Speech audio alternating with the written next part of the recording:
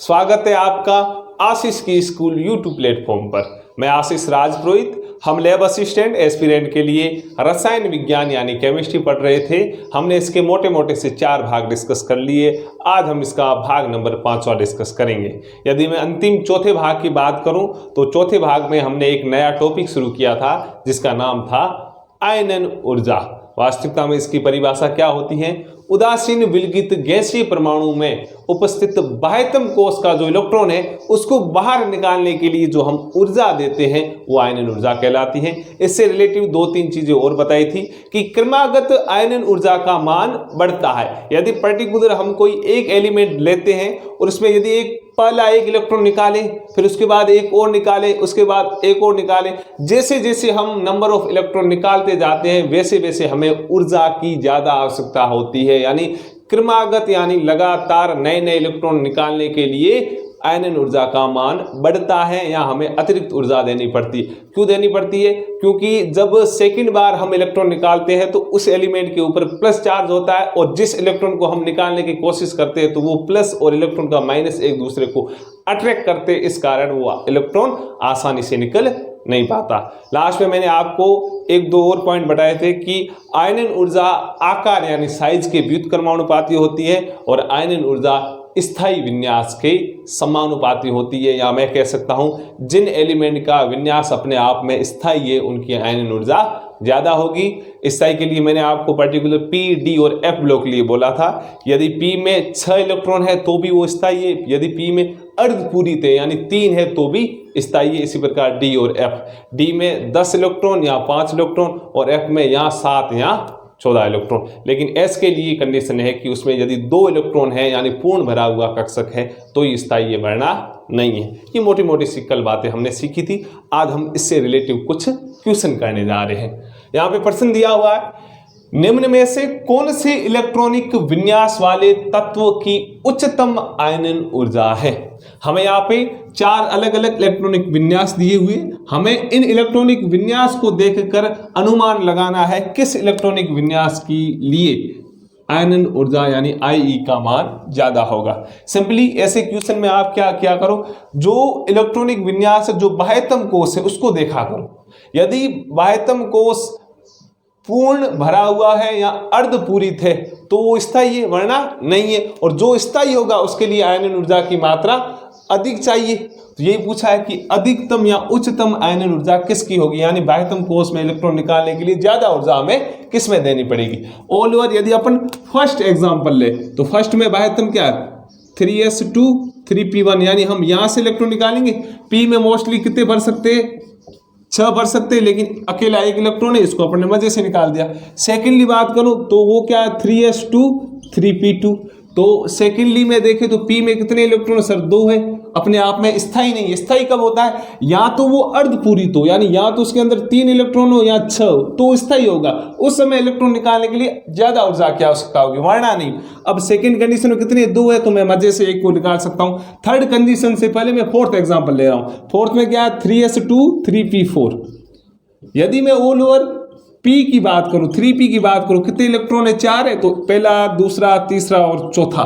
अब यदि मैं इलेक्ट्रॉन को निकालने की कोशिश करूं तो आसानी से निकल जाएगा। तो सर थर्ड वाला क्या है?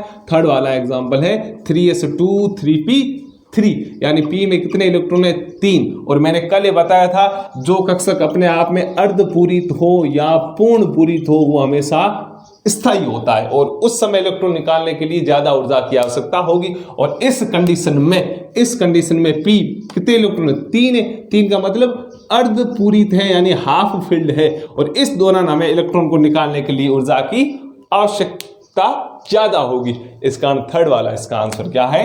राइट। और इसका आंसर जाएगा C। समझ में आया? हाँ या ना? Very good. एक और एग्जाम्पल देता हूं इसके थ्रू, अच्छा है। देखो यहां पे सर ऐसा हो तो ऐसा कैसा? चलो आ जाओ अपन समझते एक के साथ एक और क्वेश्चन। सर यहां पे थर्ड ऑप्शन है नियोन 3s2 3p3। यदि इसकी जगह एक और ऑप्शन हो सर ऑर्गन 4s2 और 4p3, सर ऐसा हो तब क्या होगा आंसर?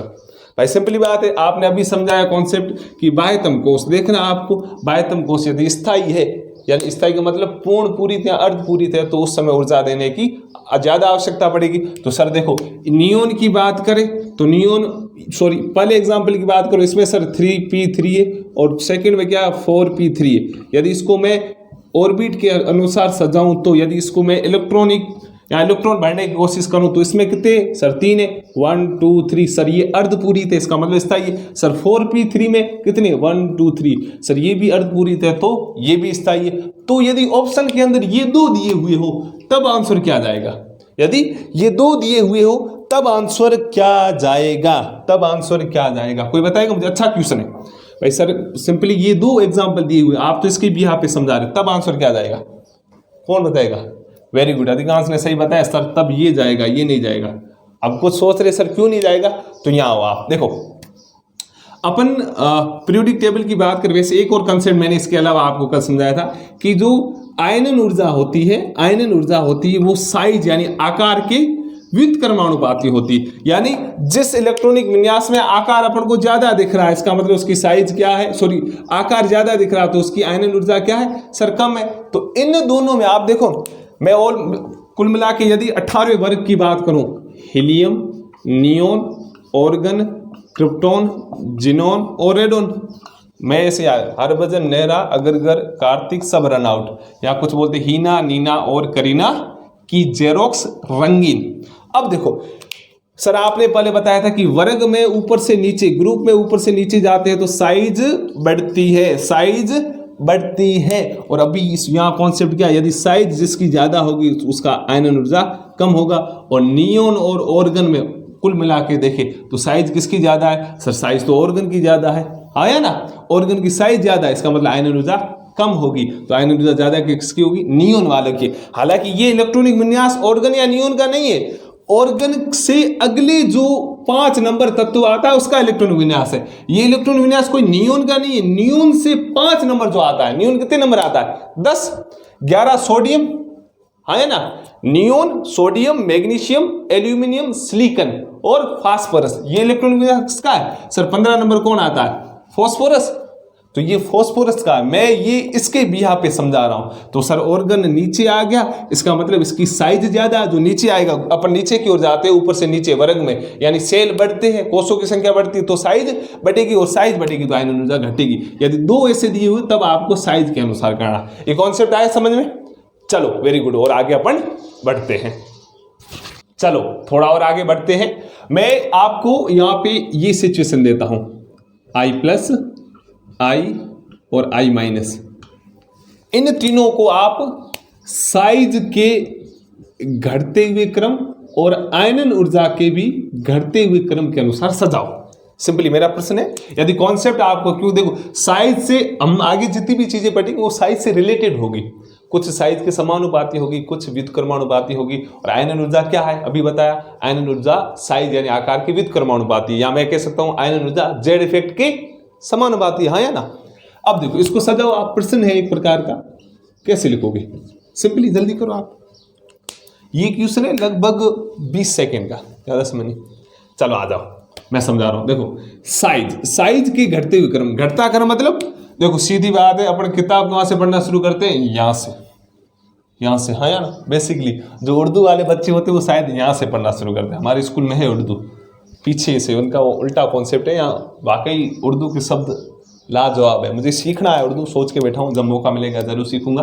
अब देखो यहाँ पे है कि साइज के घटते हुए क्रम, हम लिखना यहाँ से शुरू करते, घटते हुए मतलब सबसे पहले बड़ा फिर छोटा, छोटा, कैसे लिखेंगे सर? आपने कॉन्सेप्ट उस दिन सिखाया था कि जो एलिमेंट अपने आप में संगत है यानी एक जैसे है, तो उनमें हम साइज को कैसे दर्शाते हैं, तो हम दर्शाते हैं सबसे बड़ा ऋणायन यानी एनायन होगा, फिर उदासीन यानी न्यूट्रल, और सबसे छोटा होगा धनायन यानी कैटायन होगा। तो यहाँ पे पूछा साइज का घटता क्रम, घटता मतलब बड़ा छोटा छोटा, तो सर यहाँ पे बड़ा होगा I-, फिर उससे छोटा I और सबसे छोटा होगा I+। यदि I+ के साथ I+5 हो तो सर देखो पॉजिटिव चार्ज जितना ज्यादा साइज उतनी कम, तो वो उसके पीछे आ जाता। तो सर आयनन ऊर्जा का ये क्या सीक्वेंस होगा? तो सिंपली सर आपने कॉन्सेप्ट सिखाया है कि आयनन ऊर्जा और आकार एक दूसरे के व्युत्क्रमानुपाती होते हैं। तो साइज का ये है तो आयनन ऊर्जा का उल्टा हो जाएगा। वो कैसे हो जाएगा? जो पीछे उनको आगे लेके आ जाएंगे, यानी I प्लस फिर I फिर I माइनस। आया समझ में? सिंपली यही कॉन्सेप्ट आपको रखना है। या मैं कह सकता हूं आयनन ऊर्जा Z इफेक्ट के समानुपाती होती है। अरे आया समझ में? चलो ये थोड़ी बेसिक चीजें थी। अब अपन इसका मेन जो पॉइंट है, जहां से अक्सर क्वेश्चन पूछे जाते हैं और बच्चे फंसते हैं, वो अपन अब डिस्कस करते हैं। चलो थोड़ा और आगे बढ़ते हैं।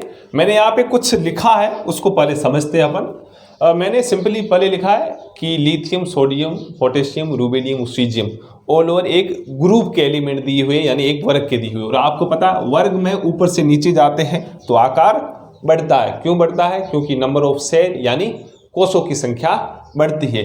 ऊपर से नीचे जा रहे हैं तो आकार बढ़ेगा तो आयनन ऊर्जा घटेगी। ये कॉन्सेप्ट बिठाना है, हर किसी में ये लागू होगा। ठीक है, मैंने एग्जांपल यहाँ दिया। और बेसिकली यदि हम एक पीरियड में यानी आवर्त में लेफ्ट हैंड साइड से राइट हैंड साइड की ओर जाते हैं, यहां से यहां जा रहे हैं, तो साइज घटेगी। क्यों साइज घटती है? क्योंकि जेड इफेक्ट बढ़ता है। और साइज जैसे ही घटेगी तो आयनन ऊर्जा बढ़ेगी। हाँ या ना? मैं यहां से यहां जा रहा हूं तो आयनन ऊर्जा कंटिन्यू बढ़ रही है। लेकिन साइज के हिसाब से थोड़ा सा गड़बड़ हो जाती है एक पीरियड या आवर्त में। वही कॉन्सेप्ट अपन को समझना और वही से क्वेश्चन आते हैं। ऑल ओवर अपने एक ग्रुप या वर्ग में देखे ऐसा कुछ नहीं, आप सीधा देखा अगर ऊपर से नीचे आ रहे साइज बढ़ रही आयनन ऊर्जा घटेगी। लेकिन आपको एक पीरियड या आवर्त में ध्यान रखना है। वो सर कैसे? अभी तो ये समझाया कि साइज घटेगी आयनन ऊर्जा बढ़ेगी, लेकिन इसमें थोड़ा सा अपवाद है। वो कैसे? मैंने यहाँ पे लाइनिंग लिखी है, स्टार लगा के दिमाग के अंदर ठूस लेना। आयनन ऊर्जा के अपवाद निकटवर्ती तत्वों पर लागू होते हैं। निकटवर्ती तत्वों पर लागू होते हैं वो क्या? अपन आके समझते आगे। देखो मैंने यहाँ पे लिखा है सेकंड ए के एलिमेंट, और यदि मैं थर्ड ए के एलिमेंट की बात करूं, सिंपली अपने पीरियोडिक टेबल कैसे बनाते हैं? ऐसे बनाते हैं। यहाँ पे आओ, ध्यान दीजिए, बहुत इंपॉर्टेंट है, क्वेश्चन यहीं से आएगा। देखो ये है एस ब्लॉक, है ना? ये बीच वाला कौन सा? डी, और ये वाला पी। मैं यदि इस एस ब्लॉक के प्रथम वर्ग यानी ग्रुप की बात करूं, इसे हम बोलते हैं फर्स्ट ए, इसे हम बोलते हैं सेकंड ए। अब सीधा यहाँ वो छोड़ो, इसे हम बोलते हैं थर्ड ए, फिर बोलते हैं फिफ्थ ए, थर्ड ए, फिर फोर्थ ए, फिर फिफ्थ ए, फिर सिक्स्थ ए, फिर सेवंथ ए, और लास्ट में आता है अक्रिय गैसें या जीरो ग्रुप या इनर्ट गैस ग्रुप, वो आता है। ठीक है, अब देखो मैंने यहाँ पे क्या लिखा है? आई ई के यानी आयनन ऊर्जा के अपवाद निकटवर्ती तत्वों पे लागू होते हैं। वो क्या? मैंने यहाँ पे लिखा है सेकंड ए जो ग्रुप होगा, जो सेकंड ए के जो एलिमेंट होंगे उनकी जो आयनन ऊर्जा होगी वो थर्ड ए यानी थर्ड ए ग्रुप या वर्ग के तत्वों से अधिक होगी। अब देखो मैं सेकंड ए से जा रहा हूं थर्ड ए, जा तो यहां से आ रहा हूं, समझो भाई जी, यहां से यहां जा रहा हूं, यहां से यहां जाऊंगा तो सर आपने सिंपली समझाया कि एक पीरियोडिक टेबल में लेफ्ट हैंड से राइट हैंड की ओर जाते हैं तो साइज घटती है, हाँ या ना? और साइज घटेगी इसका मतलब आयनन ऊर्जा बढ़ेगी, आयनन ऊर्जा बढ़ेगी इसका मतलब आयनन ऊर्जा इसकी ज्यादा होनी चाहिए इससे, यही होगा भाई। यहां से यहां जा रहा हूं, साइज घट रही है, आकार घट रहा है, तो आयनन ऊर्जा बढ़ेगी, इसका मतलब आयनन ऊर्जा इसकी ज्यादा होनी चाहिए इससे। लेकिन मैंने यहाँ क्या लिखा है कि सेकंड ए की आयनन ऊर्जा, सेकंड ए की आयनन ऊर्जा ज्यादा, देखो मुंह इसकी और खोला है, ज्यादा होगी थर्ड ए से, यानी इनकी जो आयनन ऊर्जा होती है वो इससे ज्यादा होती है। ऊपरी लाइन वाले वही वापस रिपीट वही तो है कि आई ई के अपवाद निकटवर्ती तत्व पे लागू होते। तो आप सोचो सर ऐसा क्या है, कॉन्सेप्ट तो ये बैठ रहा, तो वो समझा देता हूं। चलो आगे देखो, सेकंड ए के तत्वों की बात करूं, यदि मैं उनका इलेक्ट्रॉनिक विन्यास बाह्यतम देखूं, नॉर्मली हम क्या कहते हैं कि उदासीन विलगित गैसीय परमाणु के बाह्यतम कोष में उपस्थित इलेक्ट्रॉन को निकालने के लिए आवश्यक ऊर्जा, यदि सेकंड एलिमेंट के बाह्यतम कोष की बात करूं वो होता है NS2, क्या होता है NS2। लेकिन थर्ड ए में होता है NP1, क्या होता है NP1। मैं एग्जांपल देता हूं आपको, बेसिकली यहां देखो सेकंड ए में कौन से तत्व? सर बेरिलियम हो गया, हालांकि नीचे लिखा हुआ, चलो यही समझा देता हूं। सेकंड ए का बाह्यतम होता है NS2 और थर्ड ए होता है NP1। अब आयनन ऊर्जा की बात करूं, होना ये चाहिए ज्यादा, इसकी होनी चाहिए। क्यों होनी चाहिए? आकार कम है, लेकिन उल्टा हो जाता है। उल्टा कैसे हो जाता है? मैं यहां पे लिख रहा हूं बेरिलियम की आयनन ऊर्जा बोरोन से ज्यादा है। ज्यादा क्यों है? क्योंकि बाह्यतम कोश में यहां पे है 2s2 यानी 2 इलेक्ट्रॉन और s वाला पूरा भरा हुआ है। तो सर यहां पे क्या है? यहां पे अपन बाह्यतम की देखें तो बाह्यतम क्या है? 2s2 और 2p1, हाँ या ना? 2s2 और 2p1, 2s2 में 2 है और p में 1 है। अब मुझे इलेक्ट्रॉन निकालना है। मैं कहां पे निकालूंगा? सबसे पहले सर बाह्यतम वाला। तो मैं एक यहां इलेक्ट्रॉन निकालने आ गया बाहर से, इसको छोड़ो भाई, सबसे पहले मैं अटैक तो इसके ऊपर करूंगा। मैं यहां से एक इलेक्ट्रॉन निकाल के आया, जैसे p में कितने होते? 3। चलो मैं यहां से इलेक्ट्रॉन निकालने आया, आराम से निकाल जाऊंगा। क्यों जाऊंगा? यदि p में 3 या 6 इलेक्ट्रॉन होते, यदि वो अर्धपूरित या पूर्ण पूरित होता तो मुझे दमखम लगाना पड़ता। लेकिन यहाँ पे कितना है? एक इलेक्ट्रॉन मैंने इसको निकाल दिया मजे से। यदि मैंने आराम से निकाला, इसका मतलब आयनन ऊर्जा मैंने ज्यादा नहीं लगाई। लेकिन मैं सेकंड बार बेरिलियम के ऊपर आया तो बेरिलियम ने बोला भाई 2s2, मेरा s पूरा भरा हुआ, मैं स्थायी हूं भाई, क्यों इलेक्ट्रॉन निकाल दो। और हर कोई एलिमेंट अपने आप में स्टेबिलिटी की कंडीशन अप्लाई करना चाहता है। हर देखो एक दूसरे से तत्व मिलते क्यों है? क्योंकि जैसे तैसे करके वो अपना अष्टक पूरा करना चाहते हैं। तो यहाँ पे बेरिलियम बोला कि भाई जी मैं स्टेबल हूं, 2s2 बाह्यतम कोश में 2, वो भी s के अंदर, s उपकोश के अंदर 2 इलेक्ट्रॉन पड़े, मैं स्टेबल हूं, तो भाई निकालने नहीं दूंगा। अपन बाहर से आएंगे और एनर्जी लगाएंगे और एनर्जी लगाएंगे और लास्ट में हम जैसे तैसे इलेक्ट्रॉन छुड़ा के बाहर लेके आ जाएंगे। यानी इसके लिए हमने ज्यादा ऊर्जा दी। क्यों दी? क्योंकि ये स्थायी था। लेकिन इसमें इतनी ऊर्जा ज्यादा दी नहीं। क्यों नहीं दी? क्योंकि ये स्थायी नहीं था। क्यों नहीं स्थायी था? क्योंकि p में 1 इलेक्ट्रॉन था। यदि 3 और 6 होते तो कंडीशन उल्टी होती। इस कारण बेरिलियम या सेकंड ए के तत्वों की आयनन ऊर्जा थर्ड ए से ज्यादा होती है। समझ में आया? अरे आया ना? चलो वेरी गुड। चलो सेकंड नंबर यहां पे आ जाओ। 2 जगह अपवाद आते हैं, एक आता है सेकंड ए और थर्ड ए की जगह, और दूसरा आता है 15वां वर्ग और 16वां वर्ग। आपको पता होगा थोड़ी बहुत, यदि आपको पीरियोडिक टेबल पता है तो अपन देखो पहला वर्ग, दूसरा, फिर 10 यहाँ पे आ जाते हैं, फिर 13वां, 14वां, 15वां, 16वां, 17वां वर्ग कौन सा होता है? हम बोलते हैं हेलोजन। फिर कल 12, फिर 18वां कौन सा? Inert gas. अब मैं बात कर रहा हूं 15वें वर्ग के तत्वों की आयनन ऊर्जा 16वें वर्ग से ज्यादा होती है। सिंपली बात है, 15वां यहाँ है, 16वां यहाँ आएगा, मतलब मैं यहाँ लिख लूँ 15वां यहाँ है, 16वां यहाँ आएगा, यानी 15 के बाद 16 आ रहा। बेसिकली अपन आधारभूत चीजों के अनुसार देखें तो यहाँ से यहाँ आए, सर साइज घट रही है तो आयनन ऊर्जा बढ़ेगी। आयनन ऊर्जा बढ़ेगी मतलब 16 का ज्यादा होना चाहिए 15 से, लेकिन ऐसा नहीं है। नहीं क्यों नहीं है? क्योंकि आई के अपवाद निकटवर्ती तत्व यानी पास पास वाले ग्रुप के तत्वों के ऊपर लागू होते। तो इसमें सर क्या वो समझाओ। और इंपॉर्टेंट यही कह रहा हूं, यदि क्वेश्चन आया तो इस ग्रुपों से आएगा, बाकी कहीं से आए नहीं आएगा, ये मेरी गारंटी। यदि आयनन ऊर्जा के ऊपर यदि 3-4 एलिमेंट दी हुई है तो 15वें और 16वें को जोड़ेंगे, वरना कहीं से नहीं आएगा। वो कैसे? चलो अपन समझते हैं। देखो 15वां वर्ग यानी fifth A, first A, second A, third A, fourth A, fifth A. 15वां कौन सा? फिफ्थ ए। 15वें वर्ग में कौन से तत्व आते हैं? नाना पार्टिकल आज सबसे बिछड़े, नाइट्रोजन, फॉस्फोरस, आर्सेनिक, हाँ या ना, बिस्मिथ दूसरे इसमें आते हैं। फिर 16वें वर्ग में कौन से आते हैं? ओम, सिंह, से, टीपो, ऑक्सीजन है, सल्फर है, सेलिनियम है, ये वाले किस में आते हैं? 16वें वर्ग। और यहाँ पे सही ढंग से यदि साइज के अनुसार देखें तो आयनन ऊर्जा इसकी ज्यादा होनी चाहिए, लेकिन इसकी ज्यादा है। क्यों है? आओ इलेक्ट्रॉनिक विन्यास के ऊपर मैंने कल भी बताया था, जो आयनन ऊर्जा वो इलेक्ट्रॉनिक विन्यास पर निर्भर करती है। यदि ऑर्बिट अपने आप में पूर्ण पूरित या अर्धपूरित है तो वो ज्यादा स्थायी होगा, और स्थायी ज्यादा तो इलेक्ट्रॉन निकालने नहीं देगा, नहीं निकालने देगा तो हम ज्यादा ऊर्जा देंगे। अब देखो यहाँ पे निकोजन की बात करें, निकोजन का ओल और बाह्यतम देखें तो NH2NP3, इसको पकड़ो, पीछे वाले को पकड़ो, NP3 इसको पकड़ो, NH2NP4। यदि चालकोजन की बात करें, सिंपली ध्यान रखना, 15वां निकोजन, 16वां चालकोजन हम बोलते, 17वां हेलोजन। कुछ पता होगा, मैं आशा कर रहा हूं। क्यों बोलते हो मैं समझाऊंगा, कभी मौका मिलेगा, विस्तार है नहीं आपके विस्तार पूर्व। देखो ये सर है NP3 और ये है NP4। और सर P की बात करें तो आपने कॉन्सेप्ट समझाया था, P में कितने उपकोष? 3 है, तो 1 2 3, यानी NP3 में कितने इलेक्ट्रॉन? 3 भर दिए। या NP4 की बात करें, NP4 की अपन बात करें तो यहाँ कितने इलेक्ट्रॉन है सर? 1 2 3 और 4।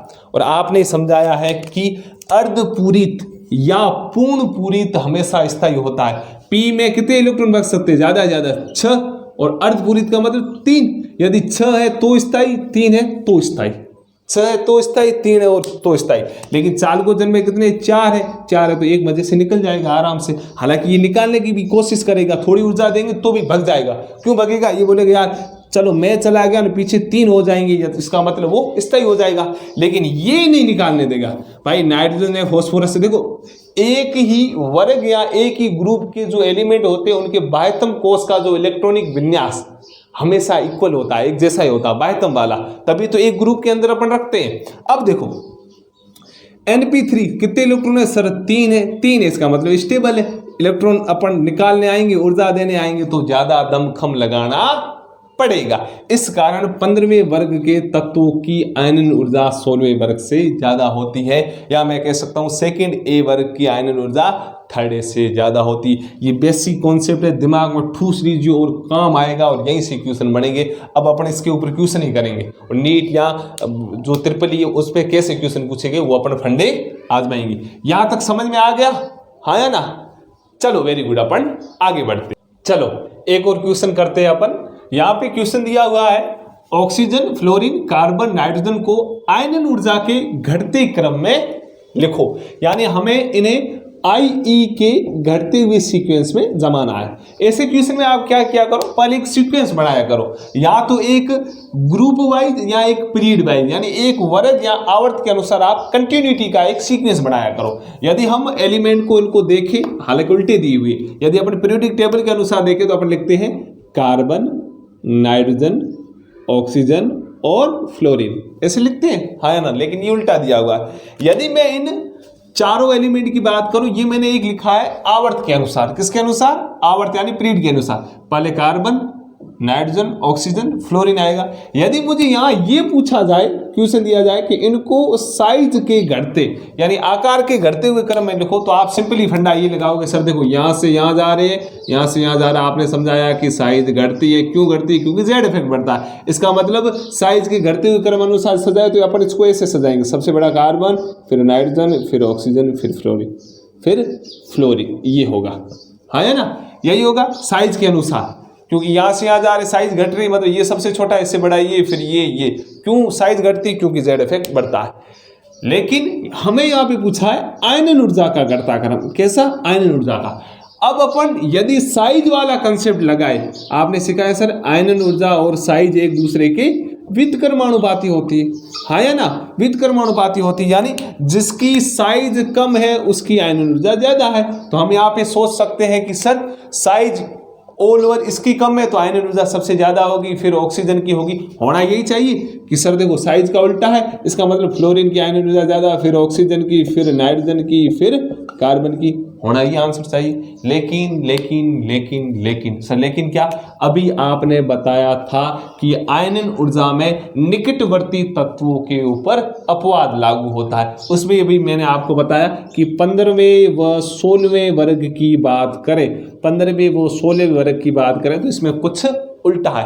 होना तो वास्तविकता में ये आंसर चाहिए, लेकिन आंसर क्या जाता है? और मैंने अभी तुलनात्मक आपको बताया था कि नाइट्रोजन और ऑक्सीजन की अपन तुलना करें तो इसमें उल्टा हो जाता है। यहाँ पे देखो आयनन ऊर्जा किसकी है? ऑक्सीजन की ज्यादा बता रही, किसके अनुसार? साइज के अनुसार। लेकिन कम किसकी बता रही? नाइट्रोजन की बता रही। लेकिन वास्तविकतापूर्ण इसका आंसर होता है, सबसे पहले आएगा फ्लोरीन, फिर आएगा नाइट्रोजन, फिर आएगा ऑक्सीजन, फिर आएगा कार्बन। ये फंडा अप्लाई करना है और इसका आंसर ये जाएगा। और 90% बच्चे साइज के अनुसार ये लगा के आते, लेकिन आंसर इसका क्या जाता है? आयनन ऊर्जा का ये वाला। इसका मतलब ये वाला आंसर क्या है? गलत। भले गलत वाला भी लिख लो, क्योंकि गलतियां अपन यही गलत करते हैं अधिकांश बच्चे, लेकिन सही क्या है? ये फ्लोरीन सबसे पहले आएगा, चलो ठीक है, फिर नाइट्रोजन आएगा, फिर ऑक्सीजन आएगा, फिर कार्बन आएगा। आपको सिंपली ध्यान रखना कि अभी बताया सब, देखो सेकेंड ए और थर्ड ए का आपने एक बताया, एक आपने 15वें वो 16वें वर्ग का आपने बताया। इसमें हमें ध्यान रखना है कि सेकेंड ए की आयनन ऊर्जा थर्ड ए से ज्यादा होती है,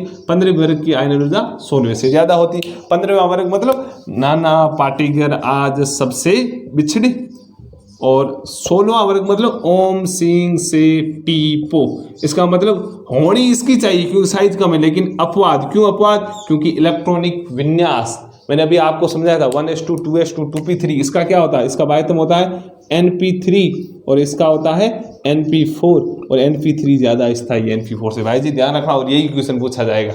ऐसा ही क्वेश्चन आएगा बच्चे साइज के अनुसार। हाँ, नॉर्मली अपन बोल सकते हैं कि आयनन ऊर्जा साइज की विद समानुपाती है, लेकिन ये फंडा आप कहाँ लगाओगे? संगत वाले में। संगत वाले मतलब I+I दिया हुआ वहाँ पे, और यहाँ पर भी साइज के अनुसार लग ही रहा है। सर देखो इसकी साइज कम है, इसकी आयनन ऊर्जा ज़्यादा होगी, लेकिन दो ग्रुप में ध्यान रखना है। एक आपको सेकंड या थर्ड के एलिमेंट आए, और एक यदि नाइट्रोजन और ऑक्सीजन फैमिली के यानी 15वें व 16वें वर्ग के तत्व आए, तो आपको थोड़ा बहुत ध्यान रखना है। आया समझ में? और अच्छा क्वेश्चन यहीं से पढ़ेंगे, और लड़के ये 90% गलत करके आएंगे। ये वाला गलत है और ये वाला सही है, ये सजाना आप। आया समझ में? चलो वेरी गुड, आज के लिए इतना खूब है। लगभग आयनिक ऊर्जा से रिलेटिव अधिकांश चीज़ें बता दी। कल मैं इससे रिलेटिव क्वेश्चन ही करवाऊंगा। हालांकि आज पूरा विचार था कि नंबर ऑफ क्वेश्चन ज़्यादा कराऊं, लेकिन जो बीच में फंडे वाली चीज़ें आ गई, ये आप चीज़ें आज तैयार कर लेना। कल बाकायदा हम आधे घंटे की क्लास में मैक्सिमम प्रश्न करेंगे। चलो गुड लक, पढ़ते रहो, पॉजिटिव रहो और पढ़ो, मेहनत करो भाई जी। बिना मेहनत तो कुछ नहीं होना है। चलो बढ़िया, अपने स्वास्थ्य का ध्यान रखिए।